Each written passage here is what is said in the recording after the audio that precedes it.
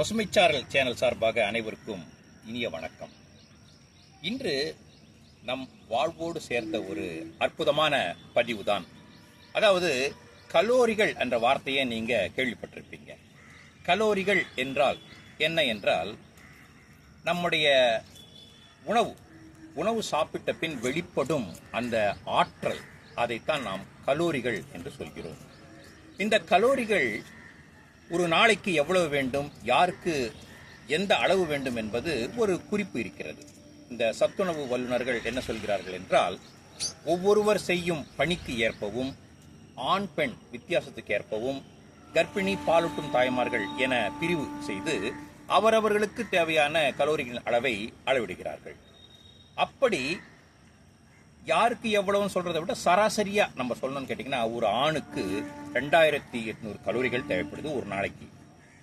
அதே மாதிரி ஒரு பெண்ணுக்கு 2000 to 2200 கலோரிகள் ஒரு நாளைக்கு தேவைப்படுது. சரி, இந்த கலோரிகள் எப்படி நமக்கு ஆற்றலை கொடுக்கிறது, எப்படி வருது அப்படின்னு மாத்திரம் சுருக்கமா பார்ப்போம்.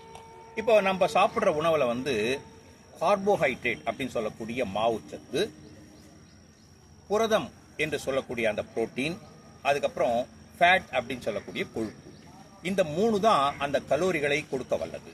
உதாரணத்துக்கு 1 கிராம் கார்போஹைட்ரேட் 4 கலோரிகளை கொடுக்கிறது, 1 கிராம் புரோட்டீன் 4 கலோரிகளை கொடுக்கிறது, 1 கிராம் கொழுப்பு 9 கலோரிகளை கொடுக்கிறது.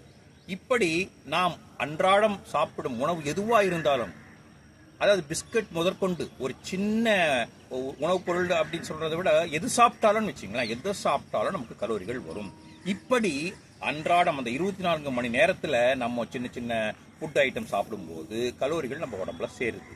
இதுதான் அந்த கலோரிகளின் கணக்கு. சரி, இத உடலோட ஆற்றல்னு சொன்னேன். உடலோட ஆற்றல்னா நம்ம இயக்கத்துக்கு தேவைப்படுது. நடக்கிறோம், டெய்லி வேலை செய்யறோம், அதே மாதிரி ஓடுறோம், ஓடி ஆடி வேலை செய்யும் போது இந்த ஆற்றல்ன்றது செலவழிக்கப்படுது. இது செலவழிக்கப்படாமல் இருந்தால்தான் ஆபத்து. அதனால் கலோரிகளை எவ்வளவுக்கு எவ்வளவு நாம் எடுத்துக்கொள்கிறோமோ அவ்வளவுக்கு அளவு செலவு செய்ய நாம் கற்றுக்கொள்ள வேண்டும். இந்த கலோரிகள் எவ்வளவு தேவை, யாருக்கு எவ்வளவு தேவைன்றதை அடுத்த பதிவில் நான் சொல்கிறேன். நன்றி, வணக்கம்.